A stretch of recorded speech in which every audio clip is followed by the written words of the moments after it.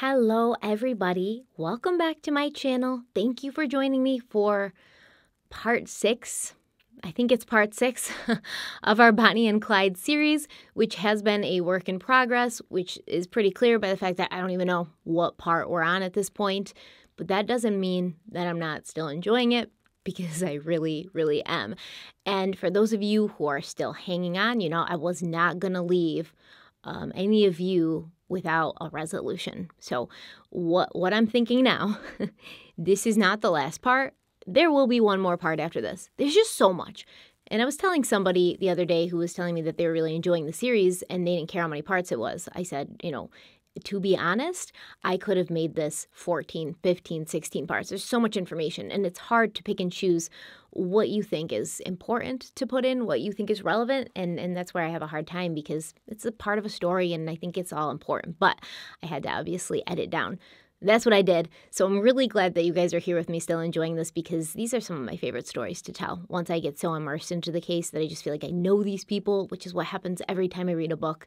I get really into it and I feel like the characters are my friends. And then when I finish the book, I feel like my friends have left me. So that's what's happening here. I feel like I know these people. To the point where when I read something new, I'm like, that's so Blanche. I do have some channel-related questions for you guys that I want everybody to kind of give me their opinion on in the comment section, but I'm not going to make you go through all of that now because I know you're ready to dive in. I am too. So at the end of the video, before we wrap up, there's a couple questions I want to ask you guys, and then I want you guys to give me your comments to it in the comment section so that I can read them and kind of figure out where everybody's head is at because, I want your input. So hang on to the end for that. But before we dive in, let's have a word from the sponsor of today's video, HelloFresh. HelloFresh is America's #1 meal kit, and they make cooking at home fun, easy, and affordable. Now, I initially signed up for HelloFresh last year when quarantine started. I was stressed out because there was no food in the stores. We all went through the toilet paper apocalypse, but there's no food in the stores. And I didn't even want to go shopping back then out into the world, even if there was food there, because, everybody was scared to death. But I've kept HelloFresh because I truly find it to be a really valuable addition to my life. And as I was preparing my HelloFresh meal last night, I decided to make some notes while I was cooking, of why I think it's so awesome. And I'm going to tell you what those notes were now. So number 1 on my list was how easy it is. Everything you need to make these delicious, mouth-watering recipes are included, and they come in these bags, and they're labeled with the specific meal that you want to cook, so you don't kind of have to search through a whole box to find what you need. And I'm not going to name any names, but I've used other meal delivery services, and they kind of just throw everything into one box, and you got to find the ingredients you need. So I love that about HelloFresh. I also love that every recipe is packed with fresh produce sourced directly from farmers, and the produce gets to you faster than if you were buying it at a grocery store, so it arrives at its peak freshness and flavor. Because instead of the farmers sending the food to the grocery stores and then you going and getting it, it's coming directly to you, so the middleman's cut out. What's this? It's a tomato. A tomato. What's this? Onion. Onion. And what's this? Tea. Cheese. Next thing I wrote down is that it's fun and easy. And usually I cook my HelloFresh meals with my husband. We love cooking together. We have a lot of fun. But this time I wanted to include my 4-year-old little Bella, the angel of my life, because all of these recipes are laid out for you step by step. And I think it's a really perfect way to introduce young kids to cooking. It's warm. It's warm? Yeah, feel it. Ooh. Don't bite it.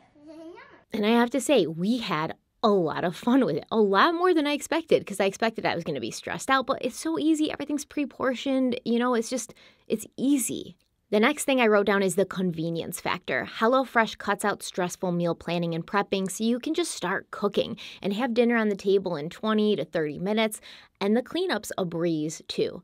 Not only am I saving time by not having to make as many trips to the grocery store, and with that time, I can spend it making more content for you guys to enjoy. So I'm not at the grocery store. But I'm also saving money as well as time. You can save up to 28% by using HelloFresh versus grocery store shopping, especially now, because everything's ridiculously expensive in the grocery store. I think I paid like $6 for a loaf of bread, and that really bugged me. And since you're getting pre-portioned ingredients, there's less waste, which is also big for me because I'm always buying like a huge container of something that I need to cook with, like stock or sour cream or something, but I only need a portion of it for the recipe, and then I never use the rest because I forgot it's there. And then I always feel guilty because I hate wasting food. You can also add extra dinners or lunches to your weekly order, throw in extra proteins, or add in a delicious meal complement like HelloFresh's best-selling garlic bread. It's so good. I love garlic bread. If you like garlic bread, you'll like this. HelloFresh works with your schedule, and you can pick from different recipes each week. You can change your delivery days. You can skip a week if you're going to be out of town or if you have plans. It's so easy, and it's so flexible, and I've truly never made a meal from HelloFresh that I didn't like.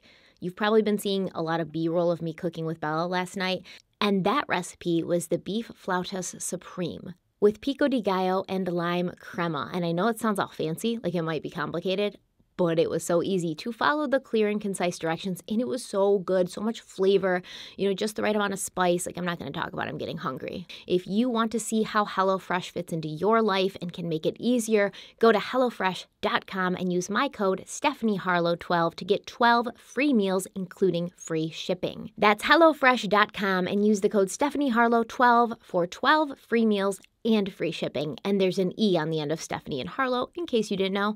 Thank you so much to HelloFresh for sponsoring this video. Thank you to Bella for helping me prepare the feast for our family. And thanks to all of you who understand sponsors are essential to keeping this channel up and running. Now let's go see what Bonnie and Clyde are up to. And just so you know, I have a little bit of a scratchy voice today. I don't know why. It kind of goes in and out, so there might be a time where my voice sounds weird or different. Just bear with me. Or I might be speaking a little lower so I don't put any more stress on my voice than I have to, but that's why. Okay, so when we left off, we had 3 wounded men. W.D. Jones had been shot through his right side. Clyde had been hit in the chest, but a button on his shirt had prevented the bullet from going too deep.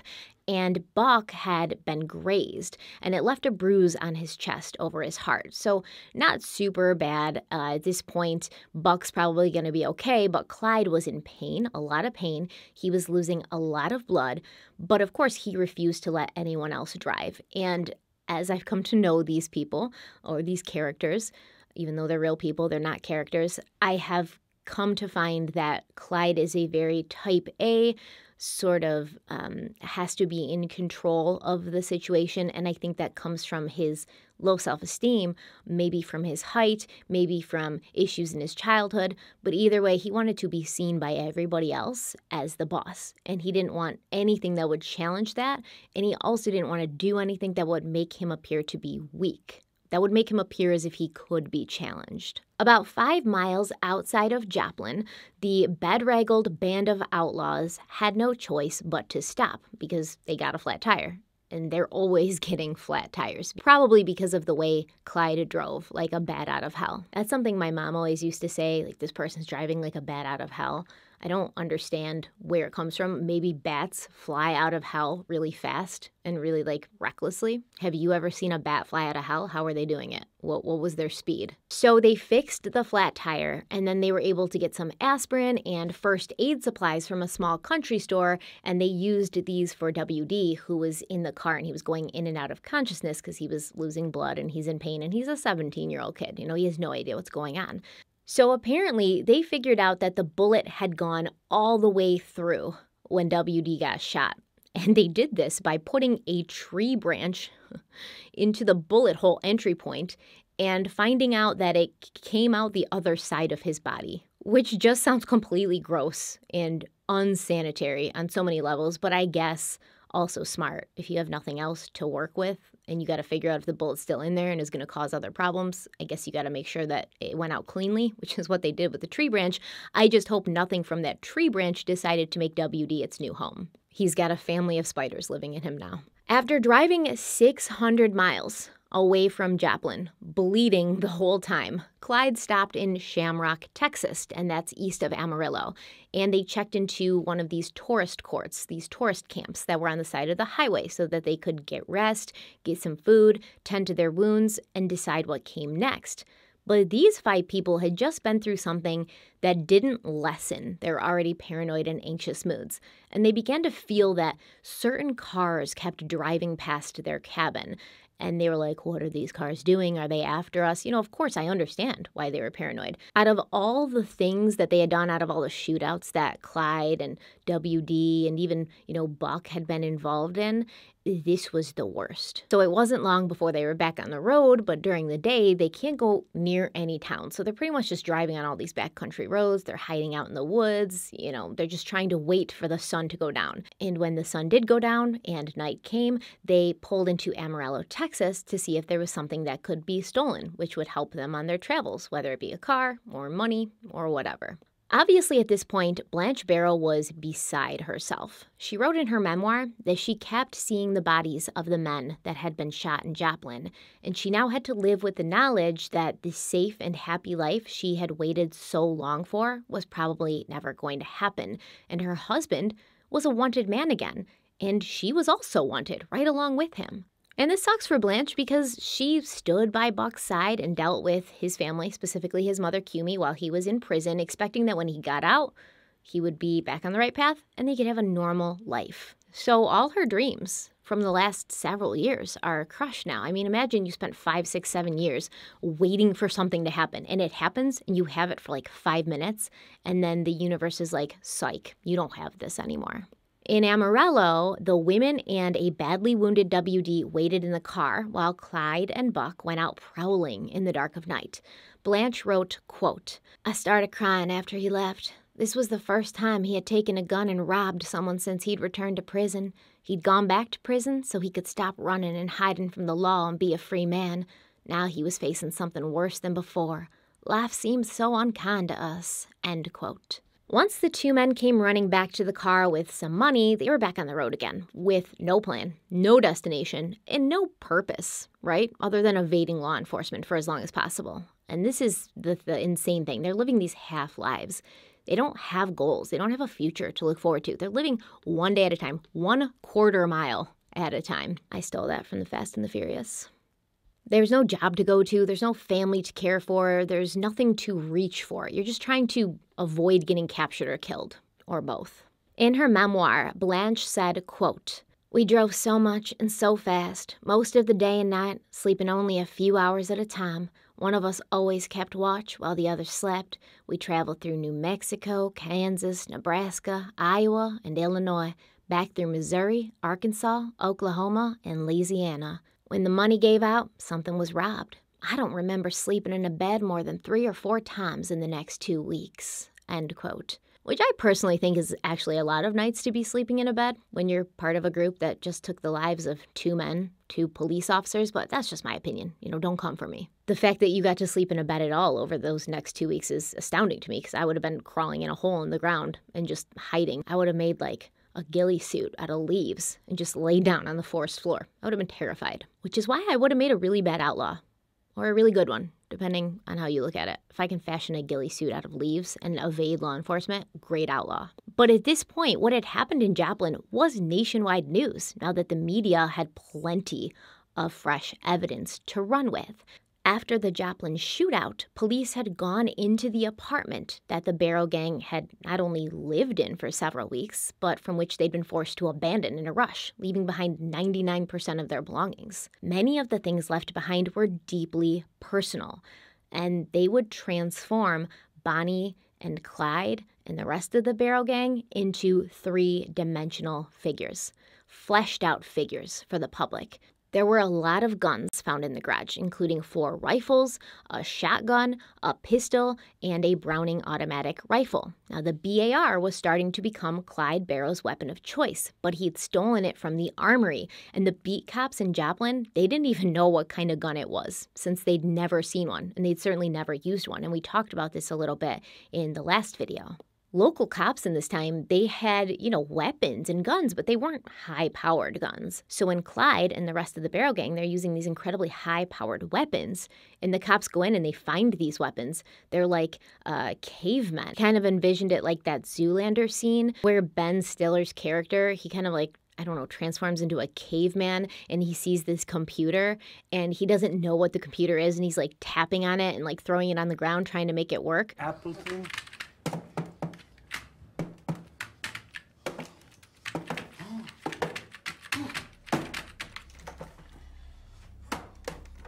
This is basically what these police officers were seeing when they saw this BAR. They'd never seen one before. It was military grade. It was like federal level weaponry. This added depth to the story of the Barrow Gang. Maybe they were far more dangerous than anyone had previously suspected. And in my opinion, the police finding these weapons, realizing how well Clyde was armed, it really contributed to Clyde and Bonnie and the rest of the gang eventually being captured and Clyde and Bonnie being killed. Because this helped law enforcement prepare every new thing they found out about these people. It helped them modify their algorithm, so to speak. Okay, so now we know they use BARs. Next time we have to make sure we're prepared. We got to get some BARs. And it's super unfortunate, but when the criminals are armed better than you are, of course, the police are going to have to try to match that. And then this leads to other issues down the road. Blanche's purse was also found, and inside, the police found a marriage license for Buck and Blanche. They found the title for a 1929 Marmon, and they also found a criminal pardon for Buck Barrow. The police found a bunch of clothes, and they took note of how expensive and tailored and well taken care of the clothes were. Now, they also found a bunch of jewelry, and the papers started reporting that the Barrow Gang had, moved on to jewelry theft, and they were just robbing jewelry stores. And I guess there was some jewelers that had been robbed in the area, so they were like, oh, this must be the jewelry from those robberies that the Barrow Gang committed. But just like today, the media doesn't really do its research or fact-checking, and in reality, this was costume jewelry that had been purchased by Bonnie and Blanche at the Five and Dime during one of their earlier shopping sprees. And I guess either nobody could tell the difference between real diamonds and costume jewelry, which I find hard to believe, or the media was like, who cares? This is way more interesting if they're jewel thieves now. Clyde had left his guitar behind. Bonnie had left some of her poetry behind, including Suicide Sale, which the Joplin Globe called morbid and gangster. The crown jewel of the findings in the Joplin apartment, however, were the photographs. So the camera, WD's camera that he used to take all the pictures, and rolls of film had been left behind, and law enforcement would not drag their feet in getting it developed. They dropped it off to get it developed right away, and within no time, the pictures of Bonnie and Clyde holding guns and smoking cigars would be on the front of every newspaper across America. Before this, the only photos of the Barrow Gang that had been seen were just mugshots of Buck and Clyde. There was no pictures of Bonnie, because obviously her family's going to have to agree to give those things to the paper, and why would they? They didn't have the internet back then to look things up. There was no pictures of Blanche, no pictures of WD. Now they had everything. And the mugshots they had of Buck and Clyde were from when they were much younger. They looked like little boys. They looked innocent. Now the world had a much more voyeuristic look into the everyday life of the Barrow Gang. And it showed these outlaws as well-dressed, grown adults with steel and murder in their eyes. They didn't look like little innocent kids anymore. It showed a group of people who looked as if they enjoyed their life on the wrong side of the law, reveled in it even, and it showed the young women, especially Bonnie, behaving in a very unladylike way. Young women did not hold their romantic partners at gunpoint, and they did not smoke cigars. I think people were more shocked by Bonnie having a cigar in her mouth than they were by her holding Clyde at gunpoint, because I imagine there's a lot of Texas women back then who were like, yeah, I've wanted to hold my husband at gunpoint before, but I would never put a cigar in my mouth. So obviously it wasn't long before the occupants of the Joplin apartment were identified as Clyde and Buck Barrow, Blanche Barrow, and Bonnie Parker. But luckily for WD, they were unable to identify him from these pictures, so his name wasn't mentioned in the papers. On April 14th, the morning after the shootout, the Joplin Globe published a story claiming that Buck Barrow had been the one to do the majority of the shooting and that he was the ringleader of the Savage Barrow Gang, even though this wasn't true and they would have no way of knowing that. And there's reports that Clyde was a little agitated by this. Bob Alcorn and Ted Hinton, remember these are the deputies from Dallas. They worked for Sheriff Schmood Smith. It's a really hard name for me, Schmood Smith. And he had sent them specifically or assigned them specifically to the Barrow Gang because they'd had interactions with Bonnie and Clyde and Buck in the past. So Alcorn and Hinton, they're sent from Dallas to Joplin to bring mugshots of Buck and Clyde and to offer their expertise on the Barrow Barrel Boys, and they set the Joplin police straight on who was really running the show. They were like, I don't know what you're talking about. That Buck's the ringleader. It's Clyde all day. So back in those days, in movie theaters, before the main picture came on, they would play these newsreels. So now we have previews for other movies that are coming, but back then they had newsreels, and they were short documentary style films that would highlight current affairs and, like news information. And this is basically how people would get their visual news until the 60s when news networks became a thing, on TV. And obviously back then people had the papers and they had the radio, but this was the only way they could get the visual news. Bonnie and Clyde became everyday features in the theaters, and the theaters were selling tickets to people who would only show up to watch the latest on the outlaw couple. So it was very profitable for movie theaters. After a series of murders and bank jobs, Bonnie and Clyde were boldly keeping a rendezvous with some of their henchmen near Grapevine, Texas. While they waited, they drank whiskey, made love to each other, and practiced their marksmanship by shooting at birds. Presently, 2 state highway patrol officers sighted the pair.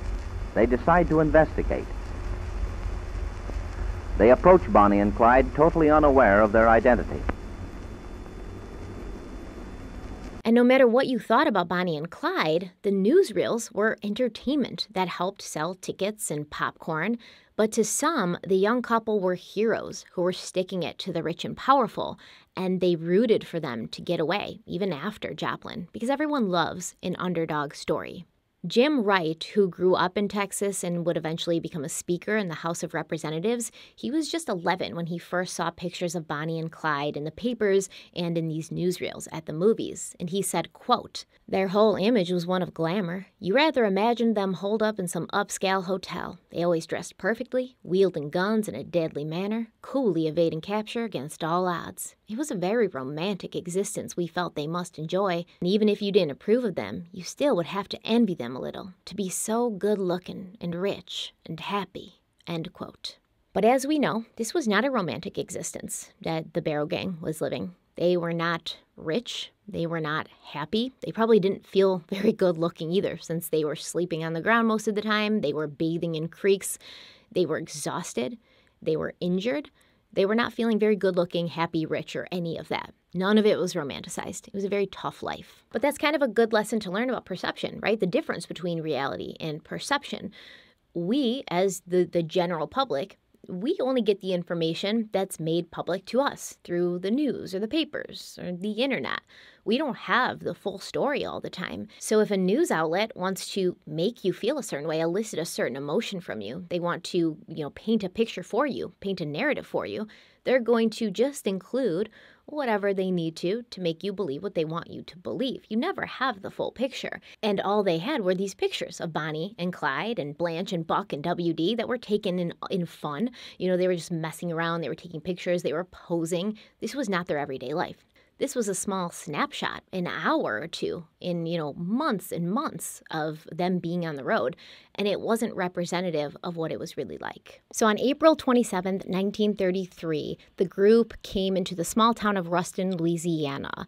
They would need a new car, especially now that their pictures with the car in them had been made public. Not only that, but pictures of their license plates had been made public, and this actually taught Clyde from then on, if they ever took pictures, to block the license plate. But Clyde had seen a car parked on the side of the road that he wanted. So Clyde stopped his car and told WD to get out and check inside the car to see if the keys were in the ignition, which they were. WD climbed into the car as if it belonged to him, completely casually. He drove away and he was waving to Clyde and the others in the car as he left. And the plan was that Clyde would follow him and then they would meet up somewhere. But before Clyde could follow, a man and a woman came running off the front porch of the house that the car had been parked in front of. And they got into another car and they went after WD. These two people were Dillard Darby, a local mortician, and Miss Sophia Stone, a 25-year-old home demonstration agent. Now, at this time, a home demonstration agent was basically just a fancy term for someone who went around to local residents and taught them how to manage their household and save money, like how to cook, how to sew. I was just thinking about it now, but I wonder if this was like a precursor to a home economics class and like a home economics teacher in school. I don't think they do home ec in school anymore, but I remember it was one of my favorite classes because they taught me how to sew, and I didn't know how to sew. And I sewed this little bookworm pillow. Okay, so Sophia Stone and 30-year-old Dillard Darby, they both lived at the Brooks boarding house. And the Ford V8 that WD had stolen, it belonged to Dillard Darby. He and Sophia were enjoying a nice lunch together on the front porch when they saw the car being stolen. So they both got into Sophia's car and went after WD. Clyde had also gone after WD, but he'd lost him. So he intercepted Stone and Darby, and then he forced them to get out of their car and into his car before continuing to drive and look for WD.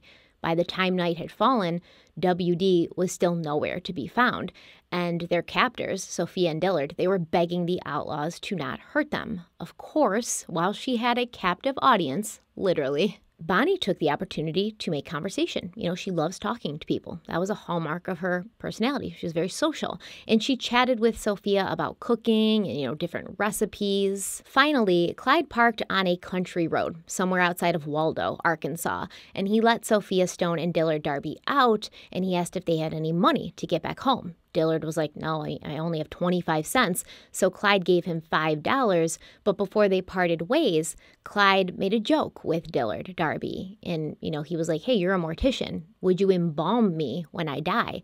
And Dillard replied, he would not like to embalm Clyde, and he hoped Clyde would live a long time, which gave Clyde a really good laugh. And then he and the Barrow Gang drove away, but they knew that finding WD was imperative, as their two passengers had most likely gotten a good look at the license plate of their car. They would obviously also have the license plate of WD's car, so both WD and Clyde in different cars, they're sitting ducks. So it's so strange because there's no cell phones. There's no way to get a hold of somebody. And Clyde and the rest of them, they literally just drove from state to state looking for WD. And he's gone. They can't find him. There's no trace of him. Clyde felt that they had no choice but to go back to West Dallas, the one place that WD knew Clyde would eventually return to because his family was there. Now, this is when Clyde and his brother Buck start to have some arguments. They've been together for a while. They've been through some seriously stressful stuff, a lot of which Buck probably blamed Clyde for pulling him back in.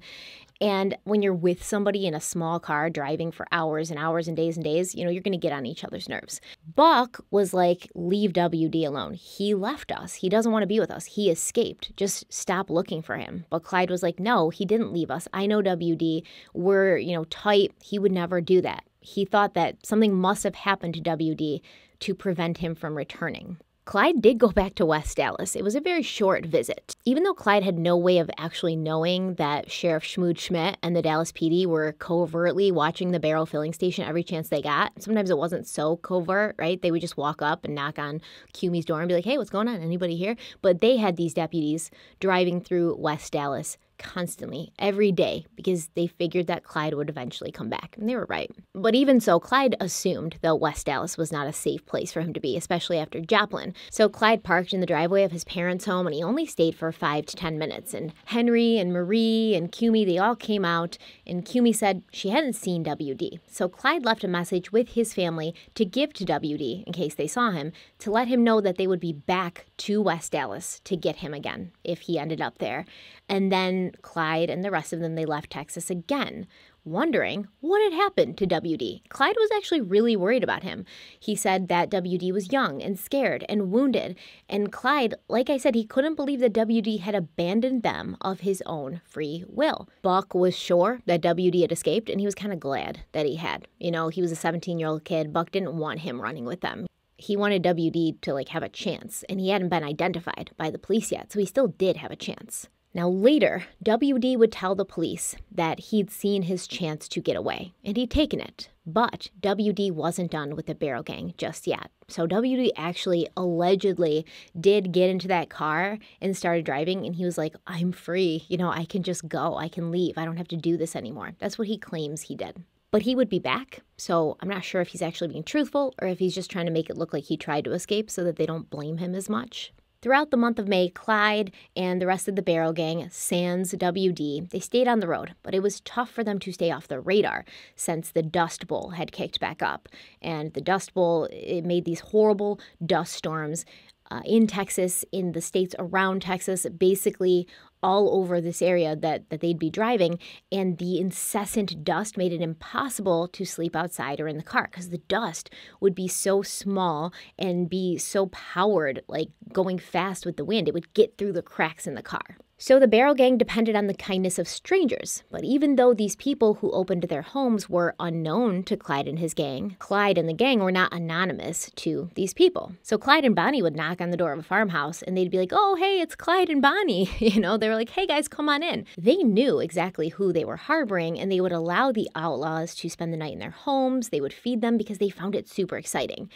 Nothing else was happening in their lives. Having these guests and being regaled with stories and tales of being on the road and the outlaw life, it was exciting. It was the best thing, the most interesting thing that had happened to them in years probably. And Bonnie also found it exciting because now she had all of these new people to talk to. And even better, these people treated her like a celebrity, like they were in awe of her, because there was tons of male gangsters, but Bonnie Parker was basically one of the most famous female gangsters, female outlaws. So they felt that they were in the presence of a unicorn. It's reported that she made sure to clear up with each of her hosts all the things that the papers had been printing about her that weren't true.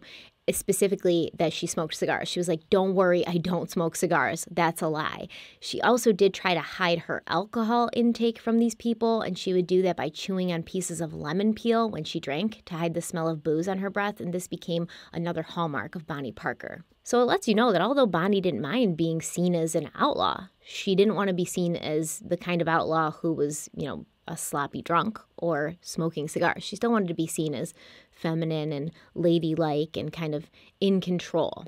Something that these people also noticed was that Bonnie in real life was not as mysterious and sexy as Bonnie from the papers. The papers had printed these pictures of her looking very provocative, but in person, she was just a cute young girl who was really personable and friendly, but she wouldn't have stood out to you if you'd passed her on the street. Clyde and Buck robbed a bank in Okabena, and they actually made off with quite a bit of money, but a silent alarm was triggered, and they were shot at by some townspeople when they were getting away, but no one was hurt.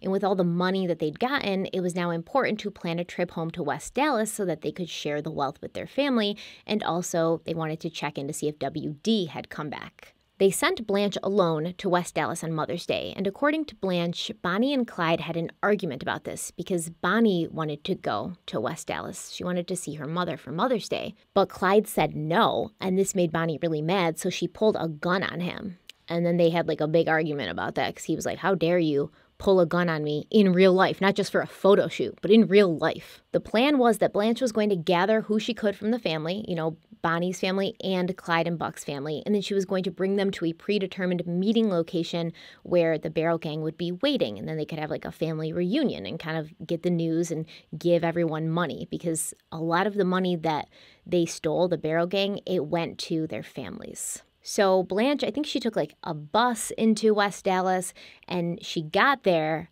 and then she's got to figure out where does she go. She can't go to the filling station, so she went to the home of Alvin Barrow, and this is Buck and Clyde's older brother, and Cumie met her there. Blanche spent a lot of time just complaining to Cumie about how Clyde had once again led Buck down a bad path, and Cumie was like, well, what do you expect? My boys, they just can't be controlled. They're like wild horses. Cumie also told Blanche that she'd heard WD was back in town, but he hadn't come to see her, and she hadn't seen him yet. And then Cumie left Alvin's house to get in touch with Bonnie's mother and to let her know about the meeting. Blanche spent a little time in her memoir talking about how no one in the Barrow family would help her get back to Clyde, Buck, and Bonnie. So Clyde was like, if you have trouble getting to the meeting spot, one of my brothers or my sisters will lend you their car or they'll drive you. Because not everybody had a car back then, and how was Blanche going to get to the meeting spot? So Blanche was like, hey, are you going to drive us all back to see your brother? And Alvin was like, no, I can't risk it. I don't want to be involved in this. I don't even want you to be here right now, but I feel bad about turning you away. But I don't want to be involved with what my brothers are doing. I have a family to think of. I have a business, a career. So then Blanche called Nell, Clyde and Buck's sister, and Nell was like, no, I'm too busy. I don't know what she was doing, but she said she was too busy. And then Blanche asked, well, can I borrow your car? And, they'll drive it back. And Nell was like, no, I'm not going to let you borrow my car. According to Blanche, Nell also refused to drive Blanche into town to buy some new clothes because Blanche wanted boots. You know, she just had like ladies' shoes, which back then they're not super easy to walk in. And she anticipated that there might be a time when she'd have to run. She'd have to run away from the law. So she wanted to get some boots, like riding boots. And she wanted to get some trousers, once again, so she wasn't wearing dresses and she'd be freed up to run. But Nell was like, I'm not bringing you into town to buy clothes, which I don't really blame her for. Because Blanche was a gorgeous woman, but she had a very distinctive look, and her picture was all over the papers. So Blanche found a way to buy herself clothes, and she also ended up buying an old Ford Motor A. Now, she bought this so that she could get back to the meeting with the Barrow Gang. But LC, Clyde and Buck's youngest brother, he was like, listen, like, buy me this car because I really need a car. I promise that I'll drive you to meet with the rest of the gang, which they were supposed to meet between Commerce and Cooper, Texas. And then, you know, when we're done with that, I'm going to keep this car. And Blanche was like, well, this is my best option, so I guess I'm buying LC a car. When everyone reunited between Commerce and Cooper, Texas, Blanche was disappointed to see that Buck had been drinking, because she'd asked him not to drink while she was gone because she knew when he drank, he wasn't, you know, using his head and he would be more influenced by his brother, more influenced than he already was. The only 5 family members who'd been able to make it were Bonnie's mother, Emma Parker, Bonnie's sister, Billie Jean Mace, Cumie Barrow, Elsie, and Marie Barrow. Now, there are reports that some other members of the Barrow family, like Nell, claimed that she had been there as well. But when you look at the pictures that were taken that day, she's not in the pictures, so she probably wasn't. They basically had a family reunion. They had a picnic of fried chicken, red beans, cornbread. They took family pictures. They had foot races so that Blanche could try out her new boots. They were all really happy to see each other. Emma Parker pulled Bonnie to the side. They took a little walk. She tried to convince Bonnie to come home and turn herself in, but Bonnie refused, saying it was inevitable that Clyde would die, and she wanted to be at his side and die with him when that time came. Blanche talked about this reunion in her memoir, saying, quote, Clyde was very disappointed because WD did not come with us, but he and Buck had a nice visit with their mother anyway. Bonnie also had a good visit with her mother. They talked about everything that had happened since they'd last seen each other, but it was hard to keep the mothers from crying. End quote. Buck and Clyde gave Cumie a couple $100. Emma Parker got $100 too. And then the Barrow Gang left their family and headed to Shreveport, Louisiana, where they spent the night before waking up to find a new car to steal so they could have 2 cars instead of 1. Because, you know, they'd been driving in the same car, all of them, and with the guns and everything, it was a tight fit. They spent the next 10 days traveling down the coast through Louisiana, Florida, and Georgia, and it seems like this was a nice and peaceful time. Blanche said in her memoir that they took some time to lay on the beach, swim in the ocean, relax. There's pictures of her in a bathing suit, very provocative for the day. But for some reason, Clyde just could not get over the fact that W.D. Jones was no longer with them. So he sent Cumie Barrow a message asking her to get W.D. and meet him. But the police were now watching the filling station night and day, and so closely that it was obvious to Cumie she couldn't do that. And she couldn't even respond to Clyde to tell him that she couldn't do that. Buck kept trying to get Clyde off the WD path. They were arguing about it a lot. Blanche talks about this in her memoir, how they seemed to constantly be bickering after Joplin. Buck didn't feel like it was worth it to put them at risk, to have Clyde put himself at risk to get WD, but Clyde, he was determined. He couldn't be deterred, and he made plans to bring Bonnie to West Dallas at the beginning of June while Buck and Blanche stayed behind. So they go to West Dallas, they see WD, and WD is like, yeah, I'll come back with you guys. I'll go back on the run with the Barrow Gang. So Bonnie, Clyde, and WD headed back to rendezvous with Blanche and Buck on a bridge in southwest Oklahoma. And this poor kid, WD, he's 17. He's been free, for a while. He's back with the gang. And, immediately something goes wrong. On June 9th, they arrived in Wellington, Texas. And this was a small, tight-knit community. Everybody knows everybody. So they obviously immediately noticed that these 3 newcomers weren't from around there. But Bonnie and Clyde didn't really feel that this was an issue for some reason, because I think they were getting a little cocky. And you see this, their complacency, their comfort level, it grows almost as the danger grows. So there's more danger, and Bonnie and Clyde feel safer. I don't get it. So they stayed at a motel in Wellington for the night. And obviously they did draw attention because they were strangers, but also because they were well-dressed strangers. They had an expensive and fancy car.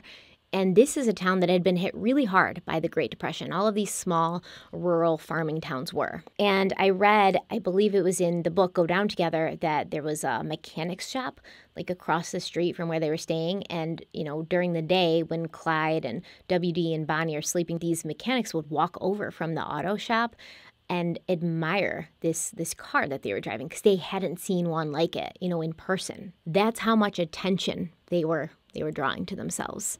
So Bonnie, Clyde, WD, they left the next night. But Clyde, who had gotten used to driving like a maniac, he took advantage of the flat landscape to kind of take it up a notch. So this is an incredibly flat landscape, like no trees, just road and desert as far as the eye can see. So if you're into car racing, if you like driving your car fast, this is a perfect place to do it because you can pretty much see everything ahead of you. Nothing's going to pop out at you. And my husband, he races cars. He's really into that. And I know this because he tells me, like, these are the absolute best places. And this is where they do drag racing and stuff like that, specifically because of this reason. So Clyde's like, yay. And he's speeding. And it's night. And there's no lights. And he's just basically speeding into the darkness. Now, the Pritchard farmhouse was just 100 yards away from the Salt Fork branch of the Red River, and this was a few miles north of Wellington, Texas. Inside the house, Jack Pritchard and his wife Irene were trying to convince Jack's sister Gladys and her husband Alonzo to leave Wellington, Texas. They were like, listen, this place is bad. There's no financial opportunities. We're losing money. Just everything sucks. We should start over someplace else. And as they're having this conversation, they heard the sound of a powerful car motor coming down the road in the darkness. And I believe one of them, I think it was Jack, he was like, whoever's driving that car is a fool. He's a damn fool. Because the Pritchards were familiar with this terrain. Clyde was driving 70 miles an hour, which would have been fine, except for the fact that the road they were traveling on had been closed because a new bridge was being built over the river, and there was a detour sign directing motorists to take a different path, the older road, while the new bridge was being built on the new road. But Clyde was driving too fast, and it was too dark to see clearly, and he drove right past the detour sign, through a wooden barricade, and the car just, flipped over and over until it landed in the Red River. Now, don't worry, there's not any water in this river. I mean, there was a little water, but it was, a bad time. There was droughts, the Dust Bowl, all of that, so there wasn't like a lot of river. They weren't going to drown. But the car landed on its side. And the Pritchards who'd witnessed this, because when they heard the motor, they looked out and they saw this happen, they rushed out to see if they could help. Alonzo and Jack pulled Clyde and WD out through the broken windshield. They were fine. But Bonnie was not fine. Her right leg had been soaked in battery acid, causing severe chemical burns from her hip to her right ankle. Some sources say that Bonnie got these burns because the car caught on fire, but that's not true. It was chemical burns from battery acid, which I feel like might be worse. I don't know, they're both awful. WD later said that her injuries were so bad, he could see Bonnie's bones in certain places, and Bonnie had to be carried to the Pritchard house because she couldn't walk. And the women inside attended to her burns. They put like baking soda and there's something called yellow clover salve, which is apparently like a folk remedy to help burns. And the Pritchards were like, listen, we got to call a doctor in. Like, she needs a doctor. And Clyde said no. He said that if Bonnie died, she would just have to die. So this is love. After he said this, and the Pritchards were like, whoa, that's cold, dude, Clyde went back to the car because he wanted to try and get the guns out. And like I said, the river didn't have a lot of water in there. It was probably like up to his ankles. So he was able to get the guns out pretty easily. But Jack and Alonzo saw Clyde with all these guns, and they were like, oh, this is bad. This is bad news. So Alonzo got in the car. He took off and drove to Wellington to get the police and an ambulance for Bonnie. The county sheriff, George Corey, and the chief of police, Paul Hardy, drove ahead of Alonzo back to the Pritchard house, not knowing what was waiting for them. They were just like, these are some kids, around town. They got a hold of some guns. We're just going to have to take care of it, take the guns from them, and, send them on their way. But, obviously, Clyde had realized that Alonzo was gone. He put two and two together. He wasn't a baby dumbbell anymore.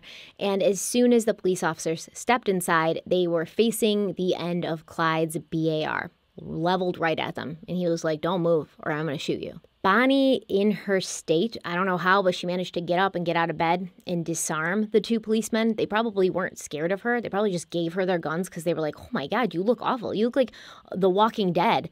Take the guns. You need them more than we do. WD was in there. He also had his gun pointed at the cops. But just then, Gladys walked in, one of the people who lived at the Pritchard farmhouse, and she had her baby in her arms. And all she was going to do was lock the kitchen door. She didn't know the cops were there. She didn't know that there was some sort of gun showdown happening in the kitchen. She just wanted to lock up for the night. And WD got scared, and he swung around and he shot at Gladys and the baby. Luckily, his aim was off. WD was not a good shot, so he missed them, sort of. I think it was buckshot or birdshot or something like that. So they didn't get too badly injured. Gladys's arm had some cuts on it from I guess pieces of the shell. I think the baby had a little cut on her head, but the papers reported that Gladys had to get her hand amputated or something. It was insane. But obviously to Clyde, WD, and Bonnie, this is a sign that it's time for them to go. And they couldn't leave George Corey and Paul Hardy behind, or they would have the whole of Texas law enforcement on them within an hour. So they loaded the two policemen into their own car, but Bonnie was in really rough shape, and Clyde had to pull over soon after, and he had Bonnie lay down across the laps of the lawmen in the back seat. And it's reported that they were very kind to Bonnie, and they tried to sort of support her and cradle her with their arms so that she wouldn't get all bumped around. And Clyde drove very slowly for him. He was going only 50 miles per hour. This is slow for him, right? Because he's also thinking, I'm probably going to be pursued soon. But he doesn't want to jostle Bonnie around because she's in a lot of pain. While they were driving to meet up with Blanche and Buck, Clyde asked his captives if they knew who they were driving with and had they ever heard of the Barrow brothers. And of course they had. But they pretended they didn't. They were like, no, who's that?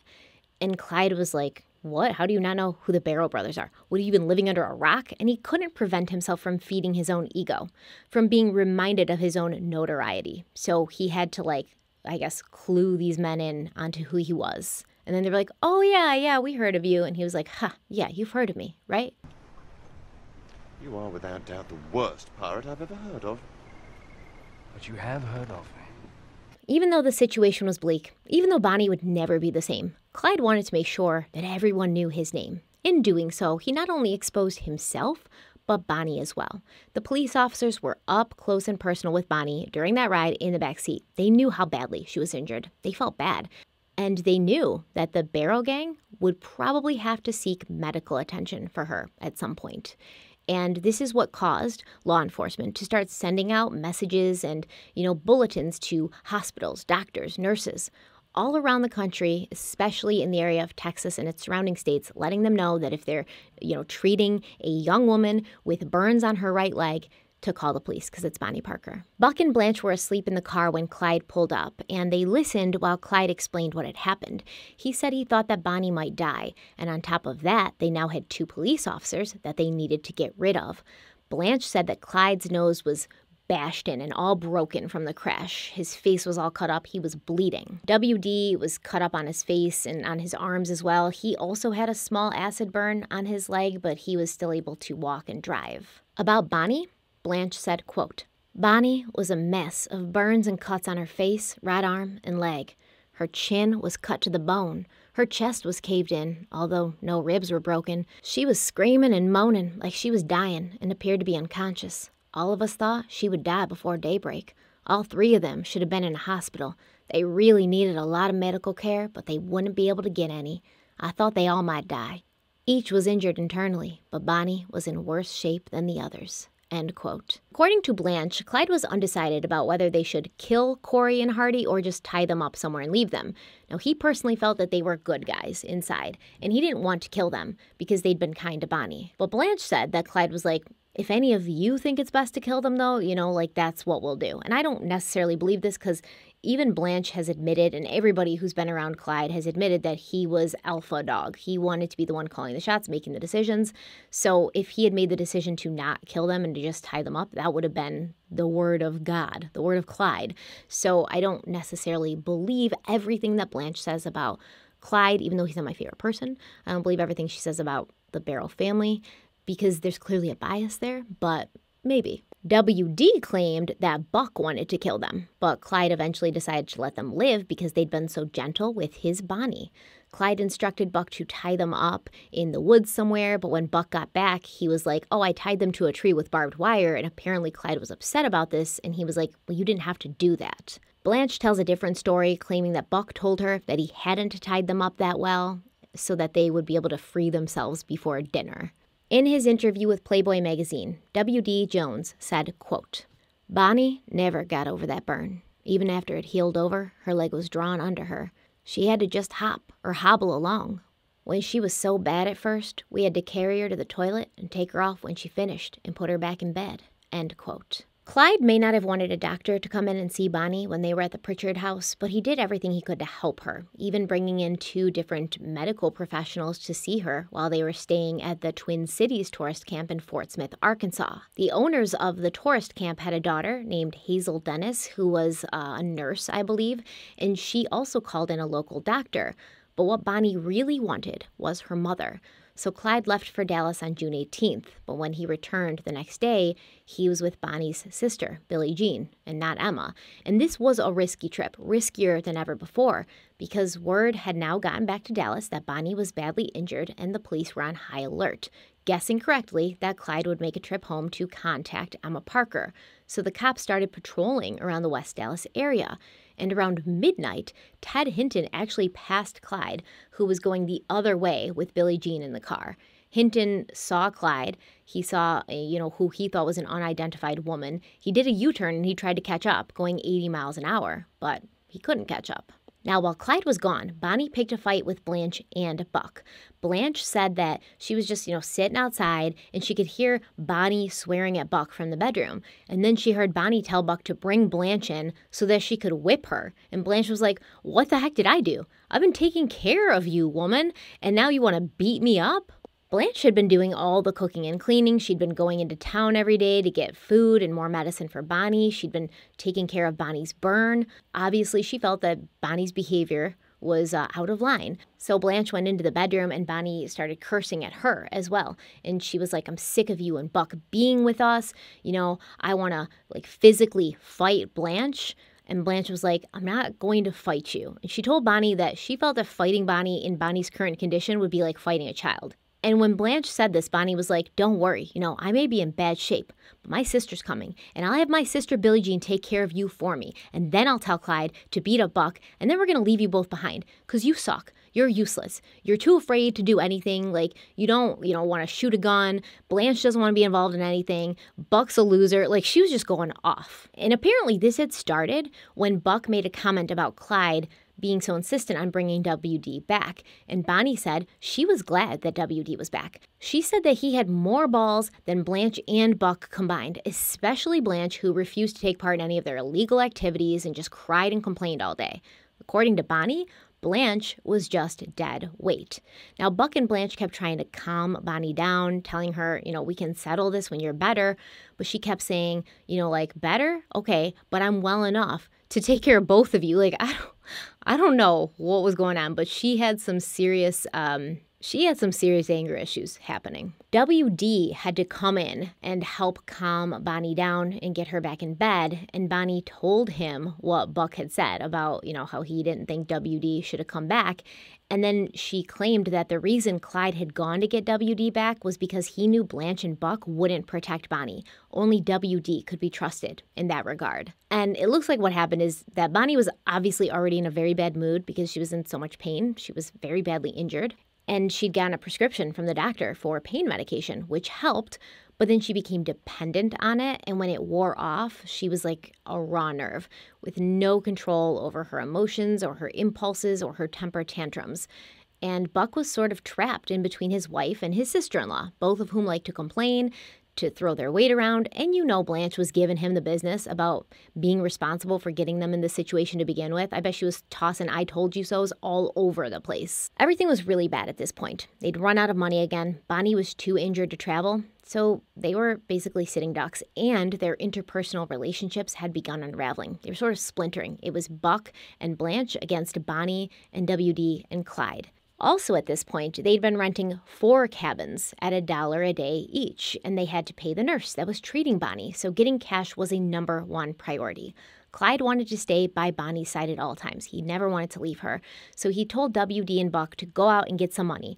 and they went to Fayetteville, Arkansas, promising to be back before it got dark. When night fell and Buck still hadn't returned, Blanche camped by the window of her cabin to watch for him. She saw an ambulance go by with its lights on and siren blaring, and it's believed that this ambulance was carrying Alma City Marshal Henry Humphrey, who'd had the bad luck of running into Buck Barrow and W.D. Jones. The two men had left the tourist camp around noon on June 23rd, and they went to Fayetteville. They kind of walked around looking for a store to rob, not being low-key at all about it. Everyone around the country by then had heard about the Barrow Gang, their shootout in Joplin. But this small and sleepy town had no idea that this very same gang they'd been reading about in the papers was in their town. The next town over was Alma, and James R. Knight, an Alma native and an author of the book Bonnie and Clyde, a 21st Century Update, said, quote, "That really moved them to the front page. Up until April of 1933, they were thought of mostly as Texas hoodlums," end quote.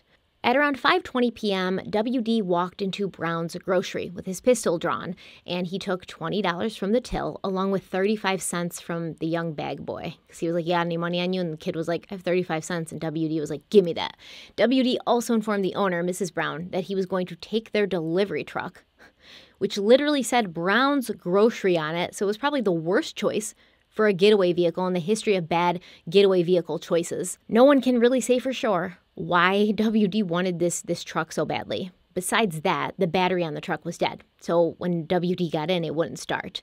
Instead of abandoning his plan and being like, "This is not a good idea, it's not starting, we don't have a lot of time, so I'm just going to leave," W.D. worked for like several minutes to get this truck started. He pushed it downhill while popping the clutch, and this did get it started eventually, but then he drove it back up the hill and left it there before meeting up with Buck. So, once again, he's 17. We can't expect him to use the best decision-making, but this seems obvious that it's stupid. And of course, after he's doing all of this song and dance, the police had already been called, and they responded within minutes. The call went out from the Fayetteville police at 5:30 to the surrounding areas, telling law enforcement that the public should be on the lookout for a Ford with Indiana plates marked 225646. And this was the Ford that Buck and W.D. were driving. And they got the license plate because when they pulled up to Brown's grocery store, W.D. got out of the car and then walked into the store, and Mrs. Brown and the bag boy inside saw him do it. And they were like, look at that car that he got out of. Let's write down the license plate after he leaves. 51-year-old Henry Dallas Humphrey had only been Alma's town marshal for 7 weeks, but he took his job very seriously since this was an elected position, and he didn't want to let down the people who had given him their vote. I don't know if I've mentioned this before, but during this time, there was a lot of regular folk acting as law enforcement, sort of as a side job. And there was multiple reasons for this. One being that economically it was a bad time, and everyone needed a little extra money, but there was also a need for extra laws in towns both big and small, because the rate of crime was rising, and there weren't enough trained police officers to keep up. In the summer of 1933, which is where we find ourselves at this moment, not at this moment, but at this moment in the story, the country had seen a rise in organized crime. John Dillinger, Babyface Nelson, Pretty Boy Floyd, they'd been a thorn in the side of J. Edgar Hoover and his newly created FBI. This same month that we're talking about, the Barker Karpus gang had kidnapped William Ham of the Ham Family Brewery in St. Paul, Minnesota, and this had made national news. On a federal level, the good guys couldn't keep up with the bad ones. So on a local level, these towns had to figure out a way to protect themselves, community policing. And some of the unfortunate victims who died at the hands of the Barrow Gang, they don't have a lot of backstory. It was so long ago. They've just become names and dates on the internet without much to flesh them out as people. But we do know a thing or two about Henry Dallas Humphrey. He was born in 1882. And for most of his life, he was a simple farmer with a strong work ethic and a big heart. He and his wife Alice had a son named Vernon and 2 daughters named Viola and Velma. And I think it's adorable that all their kids had names that started with V. When Henry got the call about the Ford with Indiana plates, he had no idea that he was dealing with members of the Barrow Gang. What was most present in his mind was a robbery that had happened the day before at the commercial bank in Alma. He'd gone there to stop it, but instead he'd been disarmed by the 2 men, and then he was tied up, and they left him on the floor of the bank to be discovered by its employees the next morning. And this had been incredibly humiliating for him. So when he heard that there was 2 men who'd robbed a store a town over, He was like, oh, I wonder if these could be the same men who robbed the bank in Elma and who tied me up and embarrassed me. And this could be his redemption if he caught them. He borrowed a Smith & Wesson from his brother-in-law because the robbers at the bank, they'd taken his sidearm, and he jumped into the car of Crawford County Deputy Red Sailors, and they headed north on Highway 71 in pursuit of the bandits. 2 miles outside of Elma, Humphrey and Sailors passed a blue Chevy that was headed towards town. And this Chevy was driven by a man named Weber Wilson, who was actually on his way to relieve Vernon Humphrey, who's Henry Humphrey's son. Vernon was working a night shift at his job, and Weber was going to take over for him so that Vernon could join his father in chasing down some outlaws. The two laws waved to Wilson as they passed. They knew him. They kept driving. In his book, Bonnie and Clyde, A 21st Century Update, James Knight wrote, quote, Buck Barrow had driven down US 71 from Fayetteville to Elma in about 55 minutes. Considering the highway in 1933, it must have been the ride of a lifetime. At 6:25 p.m., he passed a sailor's red car containing the only law officers for several miles in any direction, unaware of the blue Chevy that had just disappeared over the crest of the hill ahead of him at a much slower speed. End quote. In that red car, Humphrey and Sailors saw Buck's car, but they didn't get a good look at the car or the drivers or the license plates, so they really didn't think anything of it, and they kept driving until they heard a loud crash from behind them, and they turned the car around. Buck, speeding away from arrest, had crashed into the back of Weber Wilson's car, which was now turned upside down in a ditch. Buck's Ford had a crushed front end. Weber's car was just a mess, trashed. Obviously, Humphrey and Sailors got out of their car to check on Wilson and, the other people involved in this accident, or what they thought was an accident. But as they approached, Humphrey saw the license plate on the Ford, and he was like, oh, that's the same license plate. These are the outlaws I'm supposed to be tracking down, and here they are, delivered to me, with a bow on top. He thought it was going to be kind of easy. So he drew his sidearm, telling Sailors to get back in his car and block the road. What happened next is anyone's guess. But whatever happened, it happened quick. Within moments, Buck had whipped out his 12-gauge shotgun and fired at Henry Humphrey's chest, hitting him with number 4 buckshot. Sailors took cover under the chimney of a house that was about 100 yards away, and he started firing at Buck and WD. WD and Buck shot back. WD got shot in the hand. I think they said 2 of his fingers were pretty much just completely mangled. WD and Buck then jumped into Sailor's car, since theirs was wrecked, and they sped away. Henry Humphrey was rushed to the hospital in Fort Smith, which is why I said that that's probably the ambulance that Blanche saw when she was looking outside waiting for Buck. And he was able to identify Buck Barrow as his assailant before dying a few days later. And sadly, without Henry there to support his family in an already bad economic time, they lost everything. Back at the tourist cabins, Blanche was pacing around, running a dozen scenarios through her head. And all of them ended up with Buck being killed and never coming back to her. While she was doing this, Clyde came into her cabin just after 10 p.m., and he was like, we gotta pack up your things, we gotta go.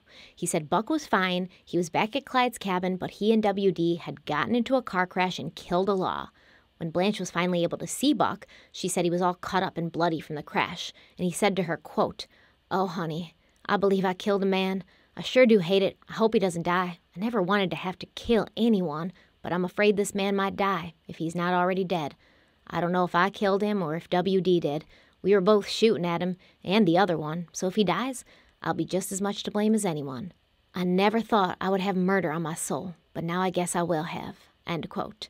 Although later, members of the Barrow family would tell everyone that WD had killed Henry Humphrey, in reality, it was really never a question as to who had fired the fatal shot. WD was just a terrible marksman. And, Henry Humphrey identified Buck as the one who had shot him. So they obviously couldn't keep Red Sailor's car, and now the only car that they could use was the small coupe that Clyde had been driving. They'd wrecked the other one, and they couldn't all fit into the coupe with all their stuff, so they had to escape in groups. Clyde took Bonnie, Blanche, and Billie Jean, who's still with them, and they basically camped out in the woods until Buck and WD could join them, which did not make an injured and already miserable Bonnie super happy because she had to lay on the ground and there was mosquitoes and bugs all over, which terrified her, so she was complaining. Once they were all back together, they pretty much roamed aimlessly again. In her memoir, Blanche said, quote, "When money was needed, some small place was robbed. When a car was needed, one was stolen. When guns and ammunition were needed, some armory was burglarized at night. We roamed over many states, leaving a trail of horror behind us, terrorizing those Clyde came in contact with and needed something from." End quote. On the bright side, though, Bonnie was feeling better, and she was starting to be able to move around a little easier. But even though her burns were healing, her tendons and the ligaments in her knee and ankle, they had tightened as they healed. She should have been having some sort of physical therapy, like stretching it out to make it not draw up under her, but that didn't happen. So her leg kind of permanently healed in this altered state. She couldn't straighten it. She couldn't put a lot of weight on it, and she would not be able to walk naturally for the rest of her life, which admittedly wasn't going to be a very long time. She'd always just kind of have to hop around on one leg because she really couldn't like straighten her right leg. Once Bonnie started feeling better, Clyde thought it was time that Billie Jean went home. But get this, Billie Jean didn't want to go home because she and W.D. Jones had been getting closer and they were like kind of dating. They were sweethearts, which is cute at first, before you realize that W.D. was 17 and Billie Jean was 30. Billie Jean did eventually return to Texas at the beginning of July, and then according to Blanche, they started driving again in what felt to her like circles through many states, ending up in Missouri, where things really started to go downhill. I'd like to say that it was the beginning of the end. It feels like that. It feels like them going to Missouri, that was the beginning of the end. But if you really think about it, it had been the beginning of the end since the start for Clyde, Bonnie, and anyone who joined forces with them. On July 23rd, Cumie Barrow told Dallas Deputy Ted Hinton, who'd been paying her a lot of visits, just coming over all the time to see if anybody was there. She told Hinton that her two sons were living on borrowed time and that he knew that as well as she did. In Crawford County, where Henry Humphrey had been killed, there was a reward put out for $250 for each of the outlaws. All anyone had to do was detain them until the law could get there, and in those days, $250 would have been dramatically life-changing. And so a lot of these police officers in all these different towns, they sort of became bounty hunters. They didn't want like the average citizen to get these people. They wanted to be the ones because they wanted the money just as much as anybody else did, because most of these police officers were just as poor and, down on their luck as everybody else. Early on in July, Clyde and Buck had robbed the National Guard Armory in Enid, Oklahoma, and they'd returned with more guns and ammo than Blanche had ever seen, and more than Clyde knew what to do with. They'd also brought back several pairs of field glasses so they could scan the roads ahead of them to see if there was barricades set up to capture them. And when I say field glasses, I mean like binoculars, but military grade. So Blanche said that she felt like she was always the one keeping watch. Sometimes she would sit on top of the car and just stare off into the distance with the field glasses to see if anyone was coming, and she'd stay up all night keeping watch so that the rest of them could sleep. And if she was starting to feel like she would doze off, she'd have to splash rubbing alcohol on her face, and that woke her up. I'm gonna have to try that next time. Don't drink coffee, just throw rubbing alcohol in your eyes. Don't really do that, guys. It was a joke. I know that sometimes people take me seriously, but don't put rubbing alcohol in your eyes. You never know these days what people are going to take seriously. On July 18th, after driving for a few days, they pulled into Fort Dodge, Iowa, and they robbed 3 service stations. 3, one after the other, making off with roughly $150. So they went to one service station, then the next, and they was just like, give us all your money. Now they had guns, and they had money, and they started looking for someplace they could stay for the night where Bonnie could sleep in a bed instead of on the ground in a forest. Buck and Clyde, once again, they'd been arguing on and off since Joplin, and as they drove, Clyde saw Kansas City off in the distance, and he decided to drive towards it. And Buck was like, is this a good idea? Kansas City is a bigger city than what we're used to. We usually stay to small towns, out-of-the-way places. There's going to be a lot of cops there. There's going to be a lot of opportunities for us to be recognized. Is this a super good idea? And in fact, he was right. The police in Kansas City were on high alert from a previous incident that had happened almost exactly a month prior on June 17th. A group of gangsters led by Pretty Boy Floyd had stormed the train station in an attempt to rescue Frank Nash. Frank Nash was one of them. He was a gangster, and he was being transported from Kansas City to Leavenworth Prison. Nash was actually killed in this attempt at his rescue, which I don't know if he feels like he's better off at that point, but at least, I believe, 3 other people were killed, and they were police officers. And after that, the police in Kansas City were like, oh, we look stupid. We weren't prepared for this. But not anymore. That's never going to happen again. No gangsters or outlaws are going to come into Kansas City without us knowing about it from now on, because we're going to keep a keen eye out for anything or anyone who looks suspicious, and we're going to nip it in the bud before it even becomes an issue. Now, Clyde dismissed Buck's concerns, as usual.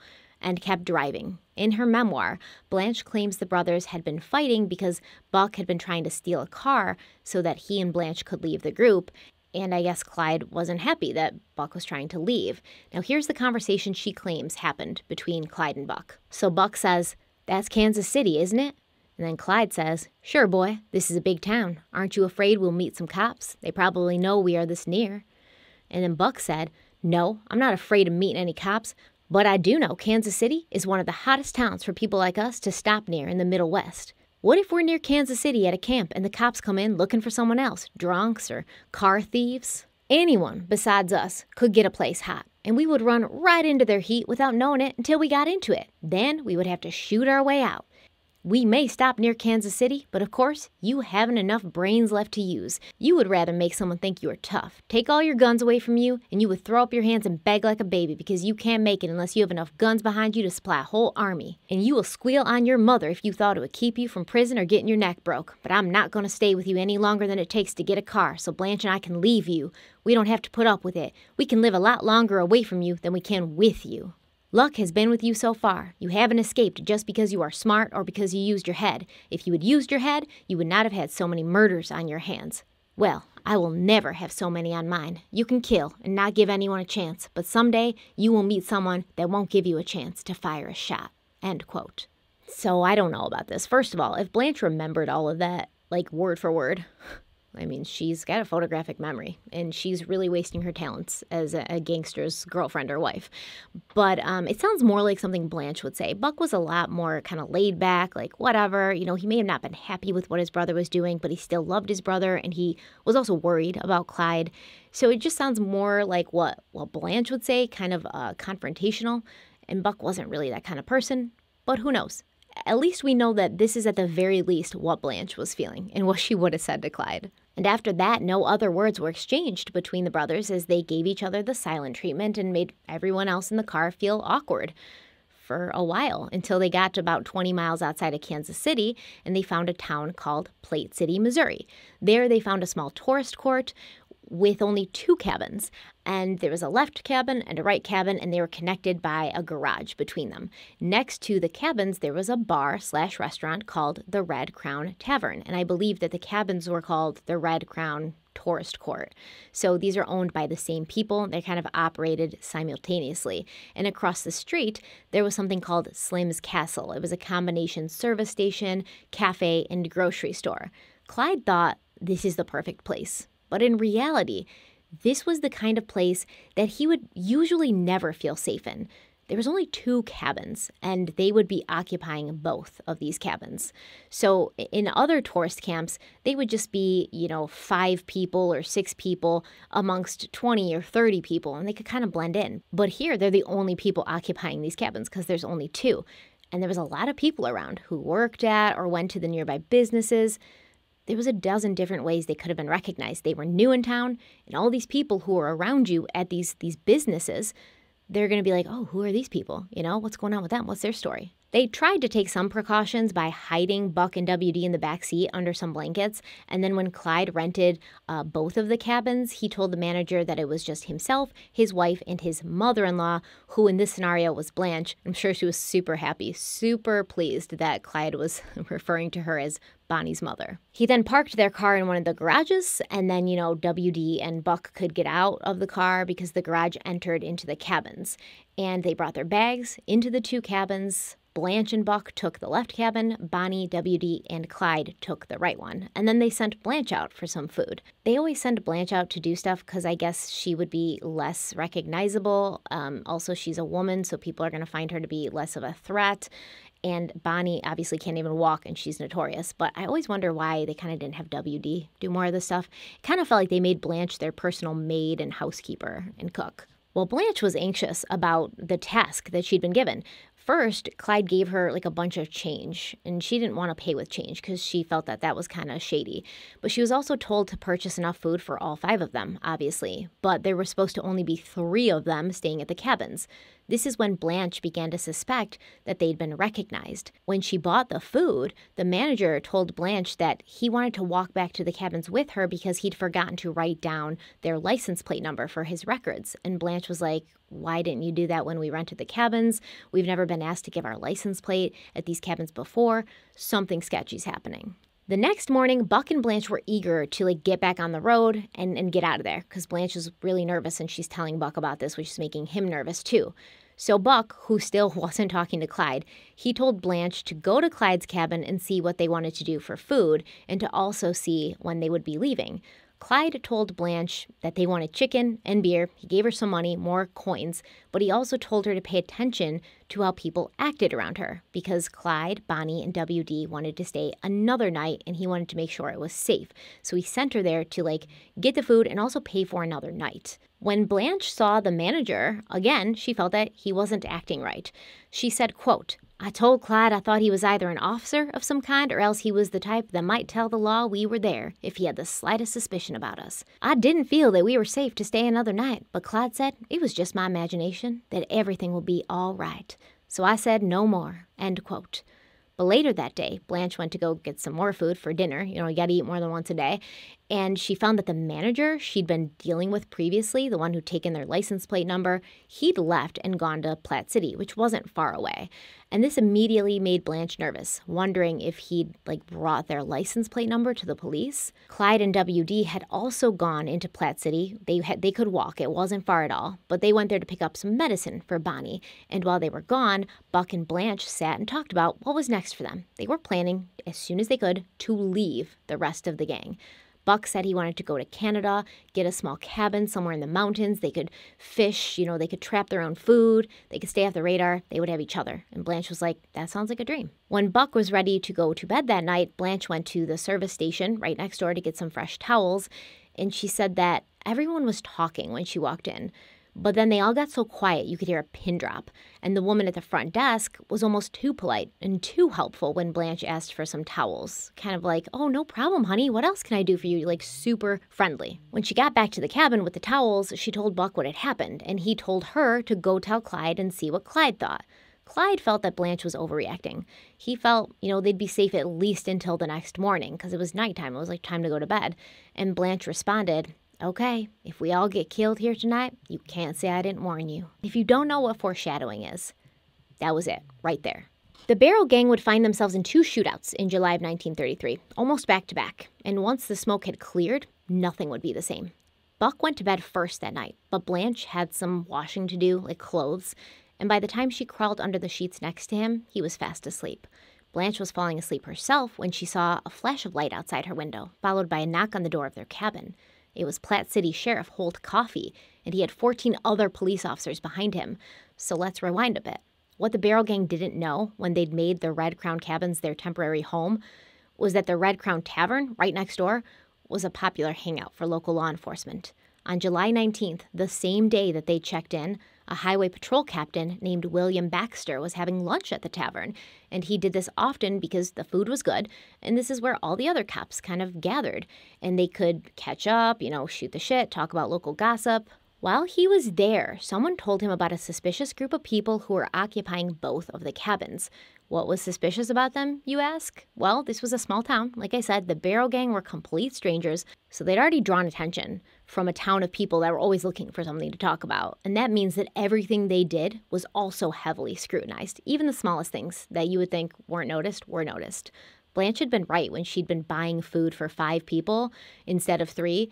The person who checked her out was like, there's only 3 people there, but this is enough food for 5 people. And everybody's an amateur detective in this town.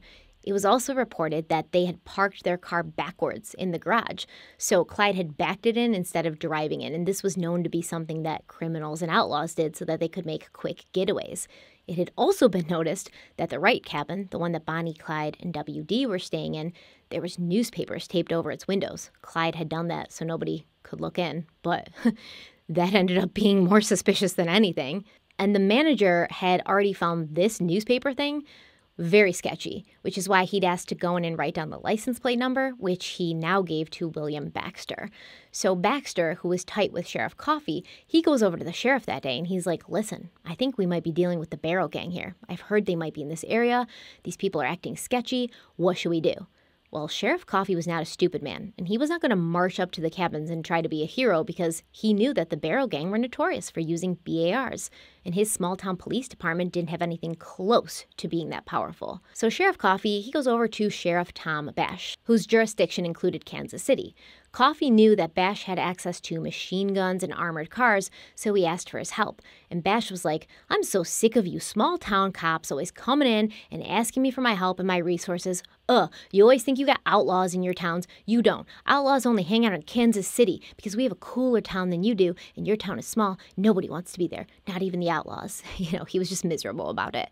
As this is happening, William Baxter gets word that the license plate number belonged to a car that had been stolen on June 26th in Enid, Oklahoma. Additionally, the whole town had been made aware that the notorious Bonnie and Clyde were potentially hiding out in their backyards by now because everybody's talking, And like I said, everyone had become an amateur detective. They were all looking like, what can we find that makes these people suspicious?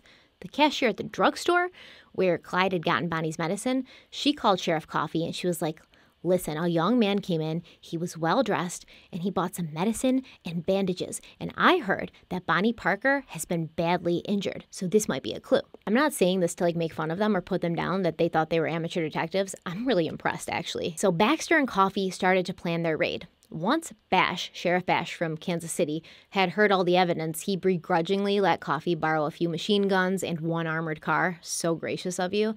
And at around 1 a.m., Baxter and Coffey, both wielding machine guns and carrying thick metal shields like knights of the Round Table, they approached the cabin on the left, Blanche and Buck's cabin, while another police officer pulled the armored car in front of the garage to block any potential exit.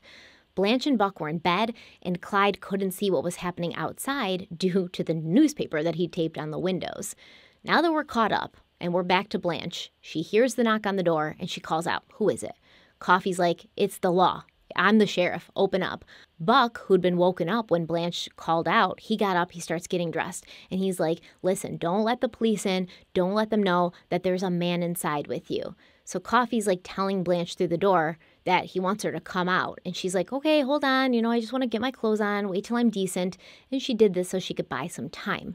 Buck pulled Blanche close and told her, quote, baby, I sure would hate to have to kill him, but it looks like I'm going to have to do it. So get back as close to the wall as you can and stay as close behind me as you can, end quote. Of course, Buck didn't know that there was over a dozen men outside with better firepower than they'd ever come up against when dealing with the law. By this time, there'd been enough commotion outside to alert Clyde, and that's when the shooting started. The bullets were coming from both of the cabin windows. WD and Clyde were shooting in the right cabin. Buck was shooting from the left. But the Barrow Gang was also desperately trying to find a way out. They weren't trying to catch themselves in the shootout. They wanted to leave. Clyde yelled at WD to get into the garage and start the car. But WD was too afraid to actually lift the garage door because he heard all the shooting outside. So Clyde had to go into the garage and open it himself, only to see that this armored car was blocking his way.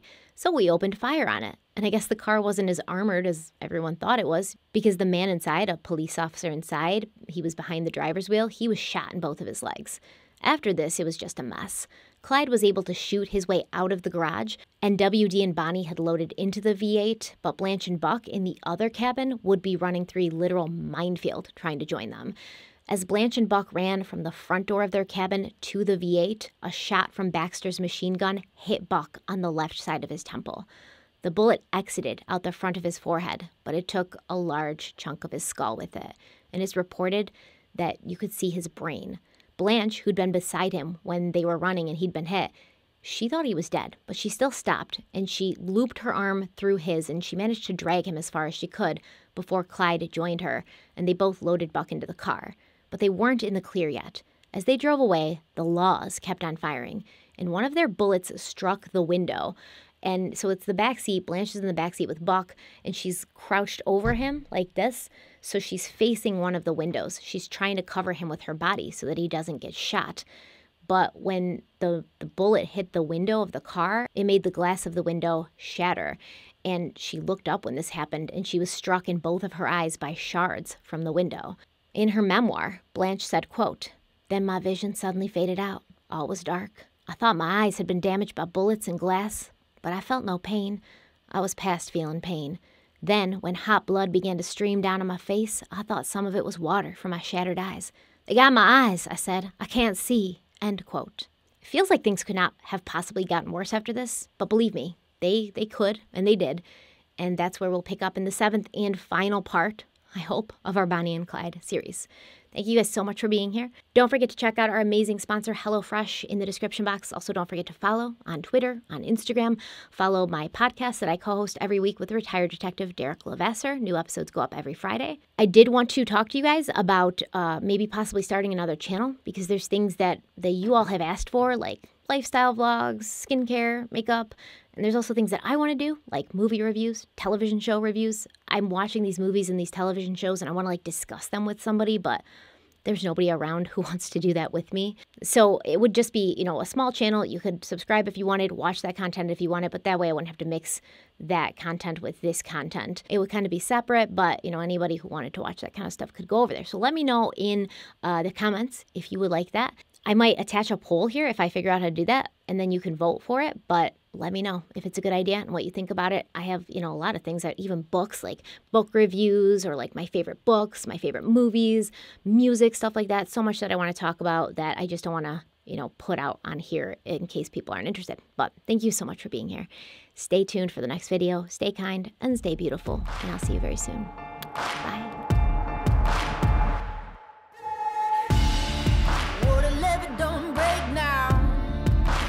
Battle's going straight down, and that river runs deep, the mountains get steep, and the voices getting too loud. All these feelings I've buried, it's looking like a cemetery. They're coming back from the grave, calling out my name, better say a Hail Mary. Well, you don't know how deep it goes until it's getting you slowly, and so you got to let it go. I got blood